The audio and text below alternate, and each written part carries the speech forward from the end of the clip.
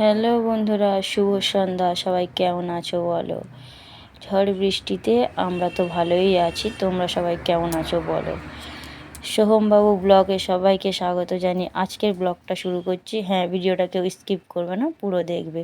পুরো দেখার জন্য অনুরোধ রইল সবার কাছে। তো দেখো, আজকে সন্ধ্যাবেলা আমার বর বলছে যে আজকে তোমার সন্ধ্যাবেলা রান্নার দিকে ছুটি, তুমি রেস্ট নাও, আমি রান্না করব। তো রান্না তো তেমন কিছু হচ্ছে না সন্ধ্যাবেলা বৃষ্টির দিনে, আলু সেদ্ধ আর পটল ভাজা ভাত। তা ও এই যে আমি তবে জোগাড় করে দিয়েছি, তা ও বসে বসে রান্না করছে।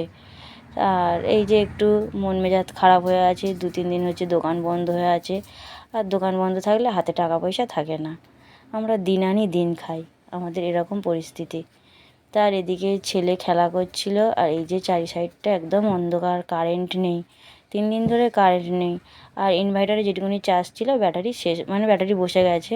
তো ও ব্যাটারি লাইট, যেগুলো ওই 12 ভোল্টের লাইট বলে, সেগুলো ঘরে লাগিয়েছে।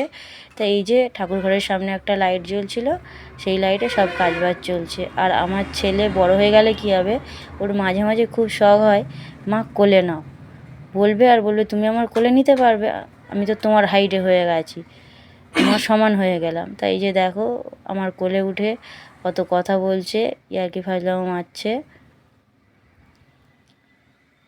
আর এই গাড়িটা হচ্ছে 2-3 বছর আগেকারের কেনা, তা সেই গাড়িটা বস্তা পুরান থেকে বের করেছে, তাই পড়েছিল, গুড়িয়ে গাড়িয়ে বের করেছে।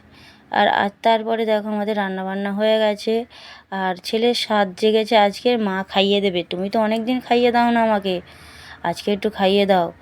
তা পেঁয়াজটা নিয়ে একটু টানাটানি হচ্ছে, ও পটল ভাজা দিয়ে আর কাঁচা পেঁয়াজ দিয়ে ভাত খাবে, ও কাটবে, কাটতে দিইনি বলে তাই এই তেজ করে মোবাইল নিয়ে বসে রয়েছে। তা ভাতটা খুব গরম ছিল, আর এদিকে কারেন্ট ছিল না, তা ও হাত পাখা নিয়ে এসে ভাতে হাওয়া দিচ্ছে যাতে ঠান্ডা হয়ে যায় ভাতটা। তা ও ভাতে হাওয়া দিচ্ছে দেখে এদিকে মা আর ওর বাবা খুব হাসছে, বলছে বাবা ছেলে দেখেছো, তা এই যে মুখ হাঁড়ি করে বসে আছে।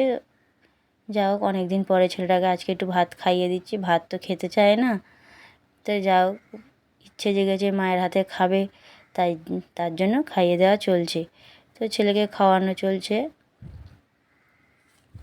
লবণ, পটল ভাজা আর ভাত, কাঁচা পেঁয়াজ। পটল ভাজাটা খেতে একটু বেশি ভালোবাসে, তাই এই যে পটল ভাজা মাখিয়ে ওকে ভাত খাওয়ানো চলছে। আর আমাদের জন্য রয়েছে আলু ভাতে, পটল ভাজাও রয়েছে, তো আমাদের জন্য অল্প অল্প, ছেলের জন্য একটু বেশি, ও পছন্দ করে তাই ওর একটু বেশি। তো এই যে দেখো, গরম ভাত নিয়ে বসে পড়েছি, আলু সেদ্ধগুলো বের করছি ভাতের হাঁড়ি থেকে।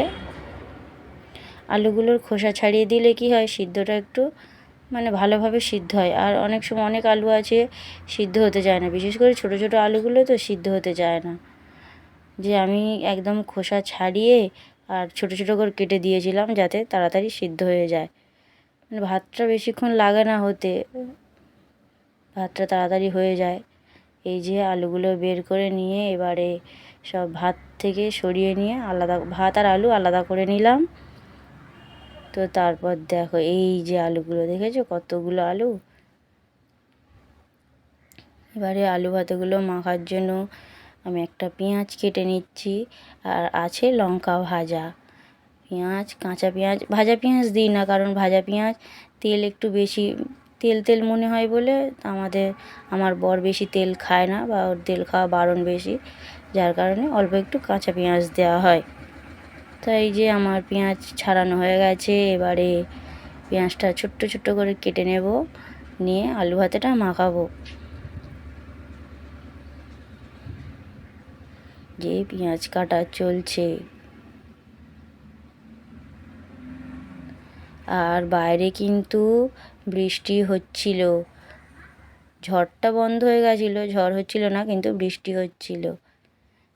তো রাত্রিবেলা আলু সেদ্ধ ভাত খেতে কার কার ভালো লাগে একটু কমেন্ট করে জানিও কিন্তু। আলু সিদ্ধ ভাত আমি খাওয়া শিখেছি এখানে এসে, বাবার বাড়িতে আমি কোনোদিন আলু সেদ্ধ ভাত খাইনি।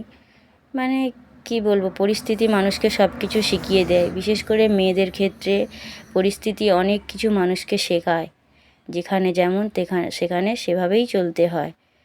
পরিস্থিতি অনেক কিছু মানুষকে শিখিয়ে দেয়, আর না হলে সব মেয়েরাই এটা পারে পরিস্থিতি মানিয়ে গুছিয়ে চলা, যখন যেমন তখন তেমন করতে হয়। তো বলতে বলতে দেখো আমার এদিকে আলু সেদ্ধ মাখানোর জন্য পেঁয়াজ কাটা হয়ে গেছে, লবণ, তেল, আর এদিকে ভাজা লঙ্কাটাও আমি নিয়ে নিচ্ছি। গ্যাসের উপর রাখা ছিল ভাজা লঙ্কা, তো সেটা একটু নিয়ে নিলাম। আর হাত দিয়ে আমি মাখাবো না আলু ভাতে, এই যে একটা গ্লাস নিয়ে গ্লাস দিয়ে ভালো করে আলুগুলো থেসে নিচ্ছি। অনেকগুলো আলু সিদ্ধ হয়নি, শক্ত শক্ত হয়েছিল। যেগুলো একটু ছোটো ছোটো আলু ছিল সেগুলো সিদ্ধ হয়নি, তো সেগুলো একটু সাইড করে দিলাম। আর বাকিগুলো যে গ্লাস দিয়ে ভালো করে থেসে নিচ্ছি। আর আলুগুলো খুব গরম ছিল, হাত দেওয়া যাচ্ছিল না। আর আমি বেশিরভাগ সময় আলু ভাতে এইভাবে গ্লাস দিয়েই মাখাই। এই যে হাত দিয়ে দেখাচ্ছিলাম আমার বরকে, যে হাত দিয়ে যদি এরকমভাবে চটকে চটকে মাখা হয় কেমন লাগবে, তা ও বলছে ভালো লাগবে। তো দেখো আলুগুলো গ্লাস দিয়ে ভালো করে থেসে নিয়ে এই যে দেখো আলু ভাতে মাখা কমপ্লিট হয়ে গেছে। এই যে এবার হাত দিয়ে একটু ভাগ করে নেব, আমরা 4জন খাবো, ছেলের খাওয়া হয়ে গেছে, তো 4টে ভাগ করে নেব।